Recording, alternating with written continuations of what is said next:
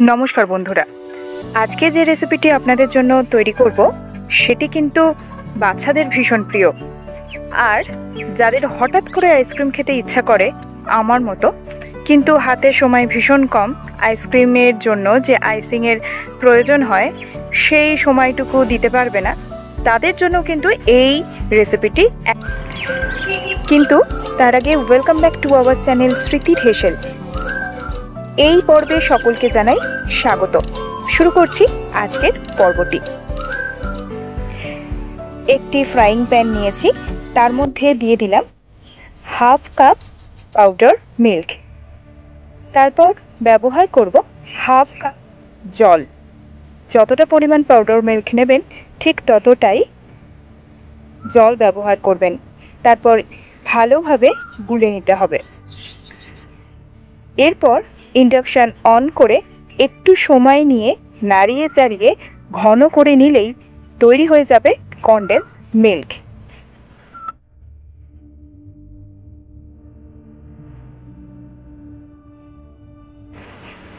Condense milk ready করে ফেলেছি।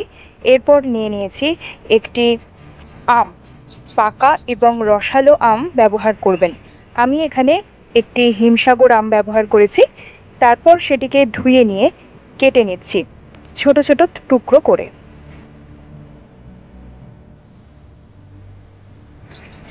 এরপর নিয়ে নেব একটি মিক্সার জার, তার মধ্যে আমের টুকরোগুলি দিয়ে দেব। তারপর পেস্ট করে নেব। পেস্ট করা আমের কন্টেনারটির মধ্যেই বা মিক্সার জারটির মধ্যেই দিয়ে দেব আগে থেকে তৈরি করে রাখা কনডেন্স মিল্ক। অবশ্যই ঠান্ডা অবস্থায় ব্যবহার করবেন।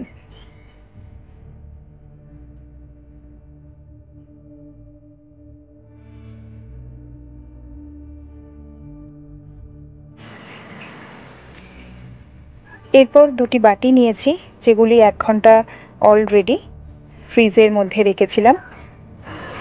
আর নিয়েছি এক ট্রে আইস ট্রে থেকে আইসগুলি বার করে নিয়ে নিচের যে বাটি আছে সেই বাটিতে ট্রান্সফার করে দেবো।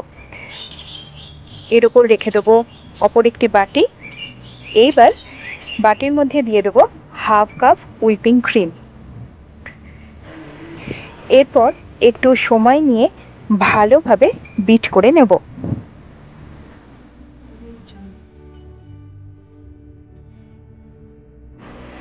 ফিফটিন মিনিট বিট করার পর ক্রিম অনেকটা, অর্থাৎ হুইপড ক্রিম অনেকটা ফ্লাপি ক্রিমি হয়ে গেছে।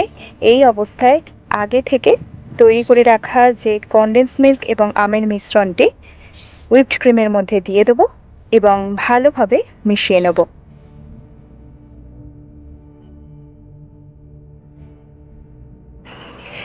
এরপর নিয়ে নিলাম একটি কাঁচের গ্লাস। এবার গ্লাসের মধ্যে 2 স্পুন বা 3 স্পুন করে বা 2-3 চামচ করে ক্রিমের লেয়ার দেব। তার উপরে দেব পাকা আমের লেয়ার। এইভাবে গোটা গ্লাসটি ভর্তি করে নেব।